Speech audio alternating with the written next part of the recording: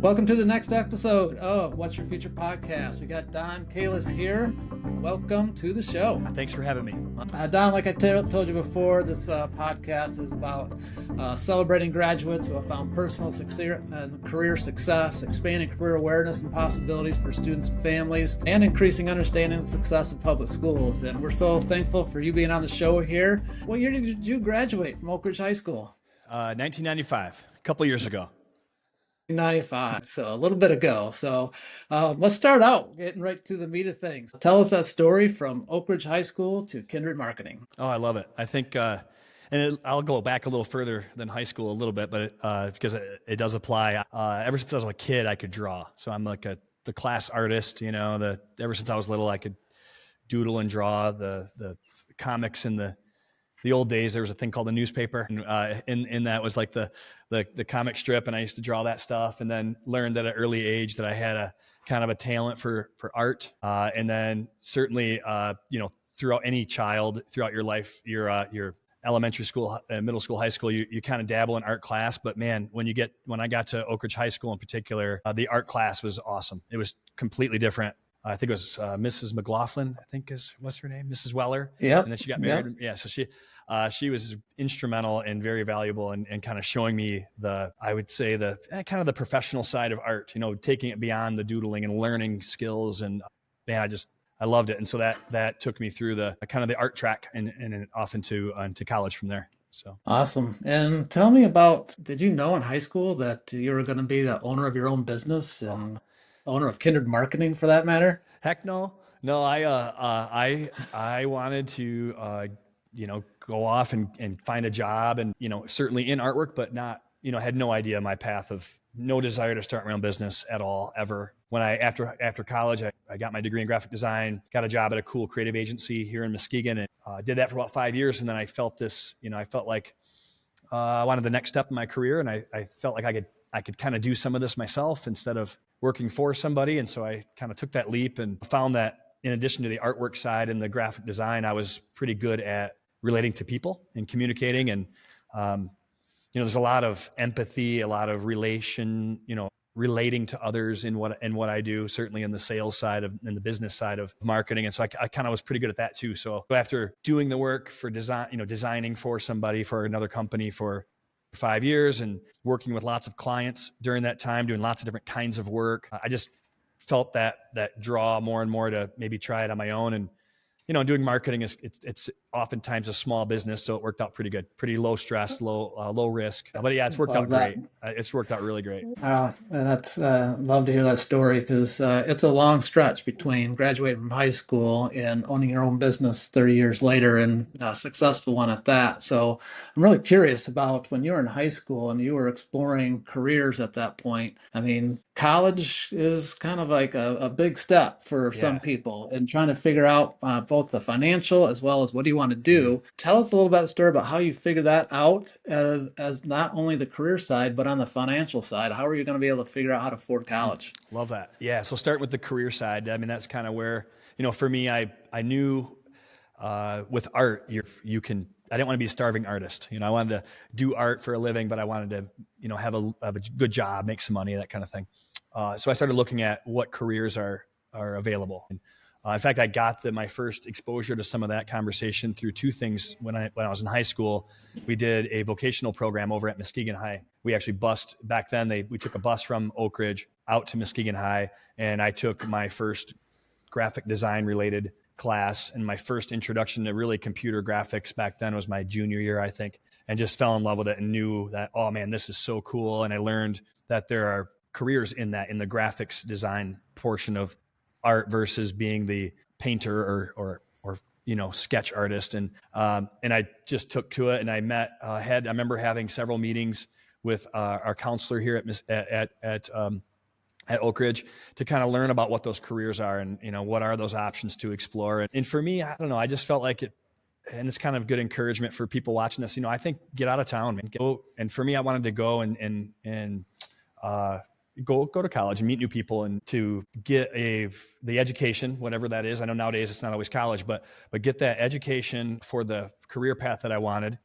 And for my particular career path, it a degree is what is almost necessary for the caliber of design and things that I wanted to get into. So I started looking at what are my options, and my family super supportive and wanted the best for us. And we had, there's 5 kids in my family, and we didn't come from a bunch of money, and we didn't, so that's always a concern of, boy, can I afford school or higher education of some sort, beyond high school. And we ended up getting loans. We got some scholarships here and there, but it was really, for me, it became almost a goal of mine to go off to college. So I found, for me, I explored, my approach was, I know I want graphic design. So what colleges offer the best programs, basically. Mm-hmm. So I wanted to stay in Michigan. I didn't want to go crazy and move too far away, but it's, with graphic design, it's interesting because not all colleges have, like, you wouldn't think, like, I don't know, pick your favorite college. Let's say my kids go to state, so I'll say Michigan State. Michigan State has an okay program for graphic design, but they're not like highly sought after graduates of Michigan State with a graphic design degree. Sure, you get some good ones, but it's not there are a couple very limited, 3 or 4 colleges that employers kind of look to. And I did my research and found out what schools those were, and went to explore them, and end up choosing Western. I went to Western, and you think Western Michigan University, it's small college, but they only took 20 students a year into the graphic design program. And we had over 200 applicants that went through, and you have to interview, and it's this huge, very rigorous program. Man, when you graduate from there, you're ready to go. So for me, I wanted to pick that. For me, it was college for my program. Yep. So yeah, and money was the thing, because we were worried about that, as a family. Nowadays, you get lucky students that maybe get their parents paying for their way, and it wasn't that way for us. And so we ended up getting, I think my parents co-signed for a loan. We did the FAFSA thing, applied for a loan through that. Yep. And I found that surprisingly, there's money for it. There's zero, like I tell every young person that'll listen, do not exclude college because you're worried about money. That's unacceptable to me. I just think that's not, there's money out there. I mean, my loans, I didn't even have to pay them back until 10 months after I graduated.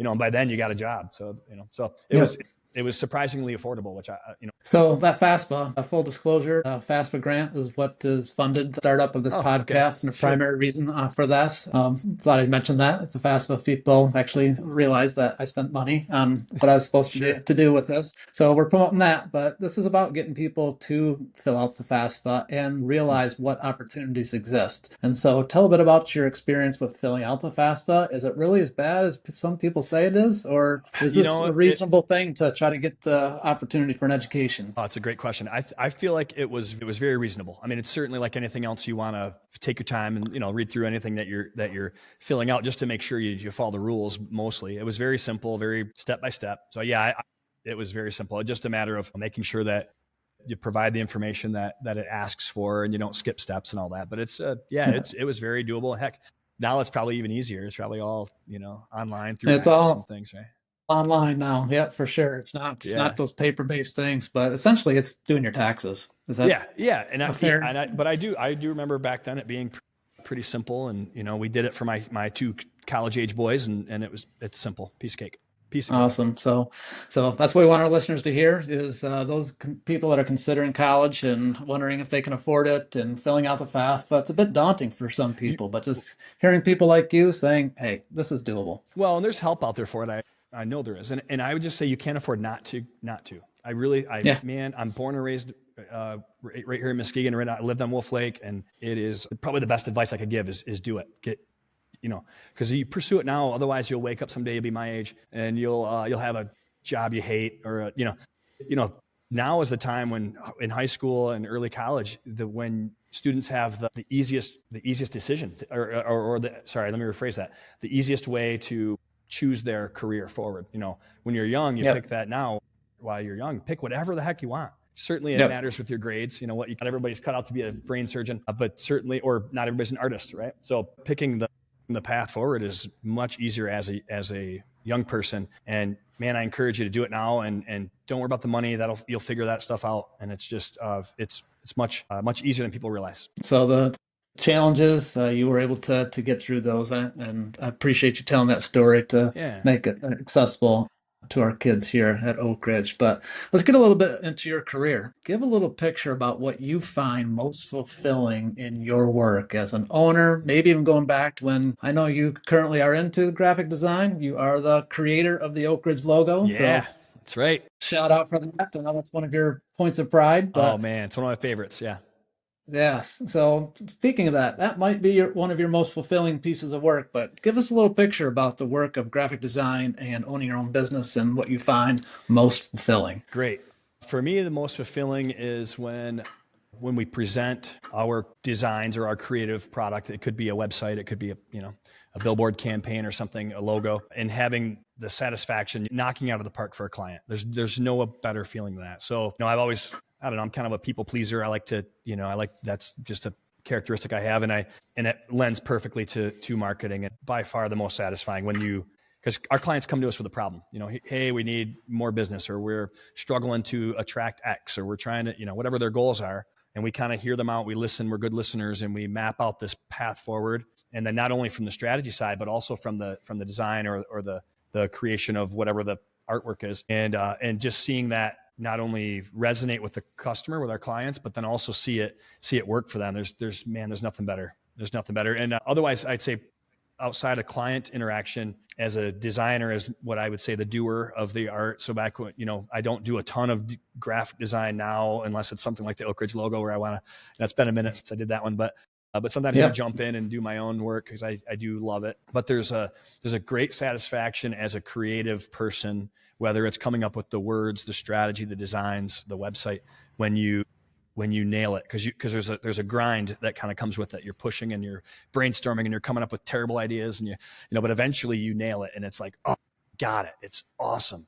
So it's just, that's a great personal feeling too, when you kind of hit that milestone. Yeah, I remember that, just going through that experience when you engage with our community, Yeah. and like all the iterations that you went through. It's like first draft, nope, didn't work. Second draft, nope, didn't work. So whatever draft that it came to, that we've all finally says that's the one, and Mm-hmm. it brought the whole community together as everyone that was around one eagle. Yeah. And so and being the creator of that, I can imagine how that feels, because it's represented an entire community. Mm-hmm.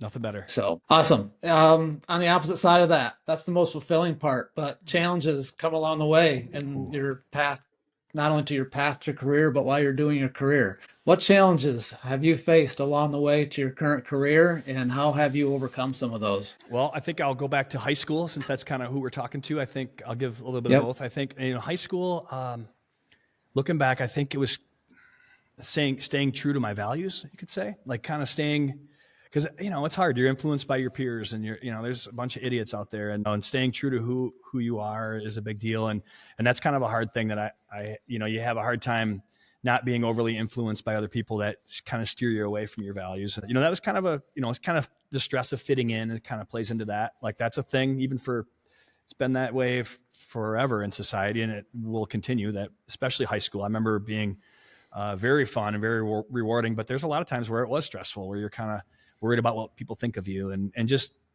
in hindsight, looking back, those things are just silly. Like, it shapes who we are as adults. But man, like I was reflecting on kind of preparing for this today, and I think back to the stressful, my challenges, and some of the people that I didn't maybe get along with in high school, or and I got along with, I feel like I got along with most people, but we all have those our arch nemesis, in high school. And I look back, and a lot of those fools, man, they have terrible jobs, or they're not, it just, life worked out great. God's good. And, I did my best. I failed here and there, but man, you stay true to who you are, and it all works out, and you put the time in, and you make right choices and hang out with the right people, and things just work out. And I remember looking up to these people that were not in my circle, you could say, in high school. And you fast forward 20 years, and we're all either friends. It didn't matter as much as you think in high school, or it's kind of, I have a little bit of ego, self-pride that I turned out okay, contrary to what some of those kids might have thought in high school. But yeah, no, it's other challenges, Yeah. I call it keeping an eye on the prize. It's so true. It is so true. And man, that's some good advice for any watchers, listeners, whatever. High school does matter, but not in the ways you think. As you get going, but I'd say other challenges, I think, balancing fun with school. That was, that's always a challenge, Mm-hmm. not study and go to the party, or, and I wasn't a huge partier at all. I think that's in a good way. I waited till college for that stuff, but high school, I was, focused on my studies. And I think that can be a challenge sometimes, but it was overall, I think, and then career wise, overcoming challenges or some of the downside of career, I would say keeping clients happy is not always easy. You have people are different. They have different expectations, and managing workloads of, if we get too busy, sometimes clients, they don't stay with us forever. That's just the reality of any job, but any service-based industry. But, it's kind of tough when you lose a client, because we take that personally. We love our clients. We're very close to our clients, but yeah, sometimes it doesn't work out for whatever reason. Sometimes it's us, honestly, and sometimes it's them. We're just not a fit, or less of a need. They might hire somebody in-house, but that's kind of a challenging thing. You kind of go home or lose some sleep over those kind of things in my industry sometimes. Yep. So not every day is a glorious day. You still got That's to right. work through the challenges, and those Yeah. life lessons that you learned in high school and along the way are still learning opportunities for you yet today. So I appreciate the perspective that we're going to always have to work through some of those things, but hopefully there's more positive days than there are those negative ones, Oh right? yeah, for sure. I mean, I love what I do. It's, I think picking something that you're good at, picking something that you enjoy, it's work, so they pay you for a reason. It's not, would I choose to stay home? I mean, sometimes not. I mean, I really love what I do. I chose right. I got lucky, and I wake up and can't wait to go to work on Mondays, and certainly ready to go home at the end of the day too. It's, after a hard day's work, but it's satisfying. It's rewarding. I enjoy it. So I think picking something that students enjoy would be important. So I'm sure there's some people along the way that have influenced some of your decisions towards your career or just who you are as a person. And if you think back in high school, who were some of those influential people or programs that contributed to your success? Yeah. I certainly parents. I mean, you can't, you got to start from the house. My parents were very good, particular about, inspiring us to succeed and, do our homework and do those things. But we weren't super strict or anything like that necessarily, but they were very inspirational. And I remember as an artist, artist is one of those things where you're the whole starving artist is a stereotype that's out there. And I remember my parents, they were a little unsure about me pursuing that as a career, but they're ultimately very supportive. So it starts at home, certainly at a young age, getting us off to school and doing our homework and all of that. But man, I think thinking to the actually in school, some of the teachers, I mentioned Mrs. McLaughlin, she was the art teacher, totally turned me on to new art, actually taught me how to do art. I was always the artist, like I mentioned, but it was just, I was never taught. We didn't have YouTube back then. So where I was just, drawing at home, but I learned from her for the first time really how to draw techniques and, just all different kinds of mediums, painting and, things that I never got into at home because I didn't have paints always, right? I always wanted to draw and certainly that vocational program as well. There, some of those introductions to some of those instructors, a guy named Mr. Bischoff, Walter Bischoff was the teacher at Muskegon. Great guy for that, steering me more down the career path. But anyone that's gone to Oakridge, at least while he was here, has to mention Jack Sugars as an influential person. I mean, the guy, and honestly, a great human anyway, just fun, funny. He's, all of his personality traits. But I remember being pleasantly surprised at his faith. I thought that was pretty cool because, football coach, you're supposed to be tough and, football's everything, and he was the opposite. He used to say it was faith. Boy, I forget, faith, family, and football in that order. In that order, he was very particular about that. So, and I remember liking that. I remember being surprised by that. Kind of that whole be who you are, live true to your values, kind of came from Jack a lot of times. So, so I love that about him, and he was great with everybody, even if you weren't a faith person, it didn't matter. He was always just great all the way around for everybody, and so having him in class was great. I would say Mrs. France. I can't remember for the life of me her name before that. She got married when we were, I want to say in high school, somewhere in there, but Mrs. France. She was the English Lit teacher, AP Lit. So Mrs. France was the AP Lit teacher. She was, highly influential. She was very persistent at what she taught, very direct and some students didn't like her because of that. She thought she was mean or whatever, but man, she loved her students and she was very, very good at what she taught us. And I still, to this day, even though I'm an artist, certainly in marketing, writing skills are critical. Like that's you have to be it certainly helps to be a good writer. You can't just chat GPT everything. Certainly back then you couldn't at all. But certainly AI helps, but having the ability to write something, whether it's creatively or otherwise, she was really great at setting that foundation for me. So I always respected her and thought of that passive voice. She was a passive voice cop. And if you're a writer, you know what that means. I still to this day know what passive voice is because she was militant about it. Yep. So I love That her was for my that too. Mrs. Trush in middle school. So I knew English coming out of middle school, English and grammar. So Oh yeah. sounds like Mrs. France was that your Mrs. Trush. Yes, absolutely. Yeah. Yeah. It's a big deal. Well, so nice to hear that Oakridge educators made a huge Mm. impact on you and working through some of the preparation in your life and career from the integrity side with Jack Sugars and the Grammarly side on Mrs. France. So everybody has those key people that have influenced us along the way. So I'm sure that they'll appreciate those shout outs. So as we're getting towards the end here, I want to give you a chance. It's a wide open question. What Mm. advice would you give our current students interested in a similar career path that you've taken? I love it. I would say choosing, I guess, generally speaking, if I, outside of it, of my career path, any career path, pick what you're best at. Pick what you are the best at. Not necessarily, certainly pick something you're good at. But if you can identify the one thing that you are better than most people at, go do that. Pick that because you'll be the person they hire, right? You'll enjoy college because college classes, you actually get to pick the classes you want, instead Yeah. of being stuck in history class. Sorry, history teachers, you get to actually be in the courses you want, and you can schedule them in the times of day that you want. Sleep in, don't have class on Friday. You can do all that when you're mapping out your career, but largely because you're choosing something you love and you actually enjoy going to class, because you enjoy that your career choice is something that you enjoy doing. So I would say number one, pick something that you like and that you're maybe better at than other people. And I think overall, so speaking of marketing, I think you have to put in the work. That's probably what general advice too, but there's kind of a grind that comes with it where you have to learn the skills, but certainly persevere and push because the first idea is never, like, that's a Mr. Bischoff advice that he gave me at Muskegon High School. He said, your first idea is never where you end, where you end. Your first idea is never where you end. Keep pushing for more ideas, and eventually you get the gold. You get the really good stuff. So there is kind of a grind with what we do, and I think taking interest in people is a big thing that gets missed. And in marketing, you don't always have to be the most talkative person in the room, but you certainly have to be able to care about other people and their thoughts. A little bit of empathy, some of that is a good thing. So some of those soft skills, I think, I encourage some students to kind of get into. But yeah, ultimately, I think, man, picking what you love and making it happen, and choosing the college or choosing the trade school, the education that you need to pursue that thing that you're good at or that you like doing. I don't care if it's what the career path is. I think spending some time thinking of what do you want to do for the rest of your life, because you're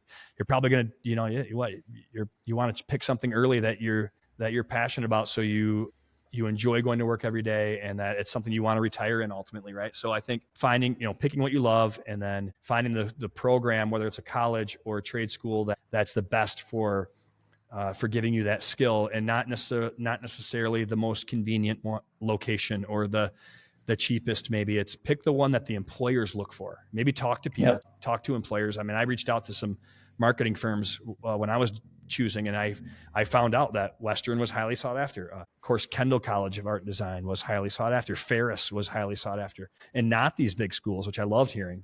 So kind of find the passion that you love, and find the college or program or that employers look for, where do they hire from, and go get it. Great advice. I love hearing that. I think that's really helpful to our listeners because it's pursuing a career similar to yours in the marketing area, graphic design. It's not just about drawing. There's lots of other skills, and being choosy about where you're going to go and prepare and what those employers are looking for just provides them a lot more perspective than just being good at drawing. It's about people, it's about integrity, it's about customer satisfaction, and figuring all those things out while you're trying to choose each path that's building on each other. So Absolutely. great advice. Great advice.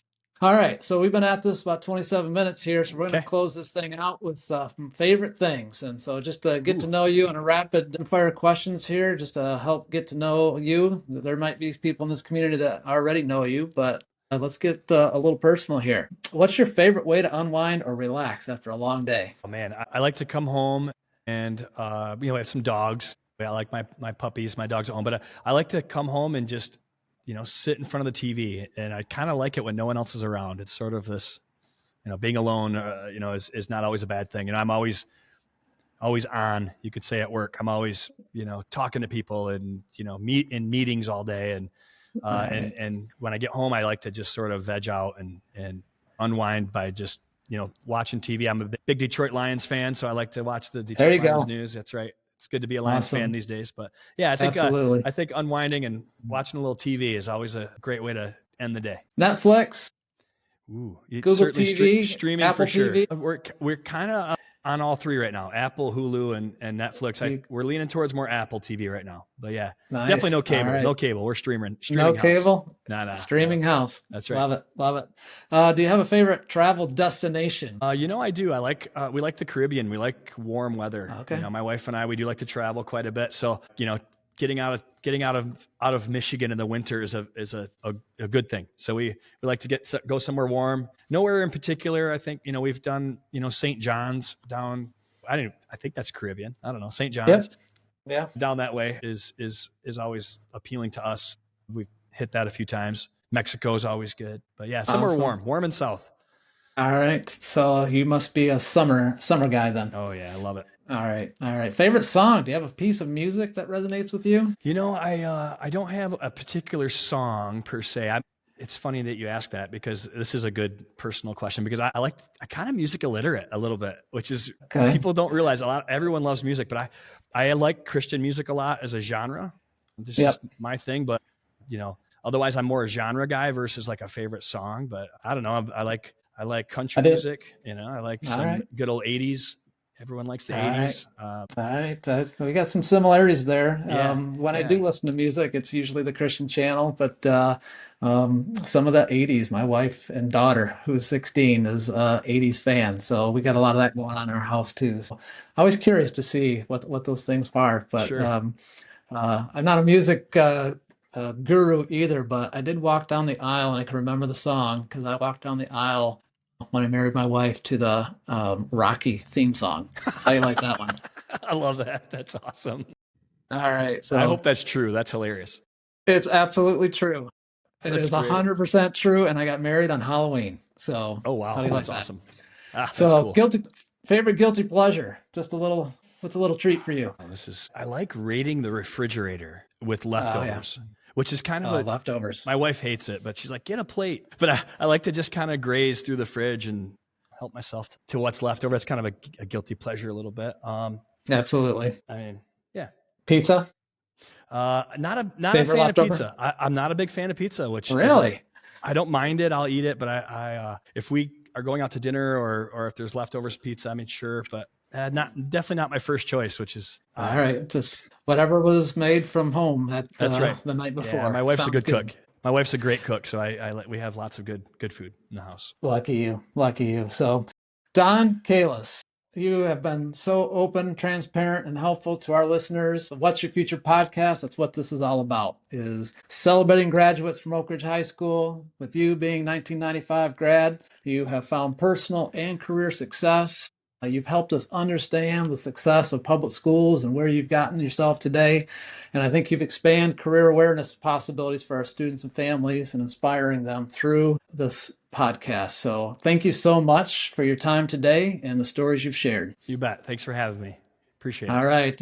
To all our listeners, thanks for listening to What's Your Future podcast. We are now on Spotify, Apple Podcasts, and YouTube. And if you'd like to check it out, our website is oakridgeschools.org/What's Your Future podcast. Have a great day, everyone.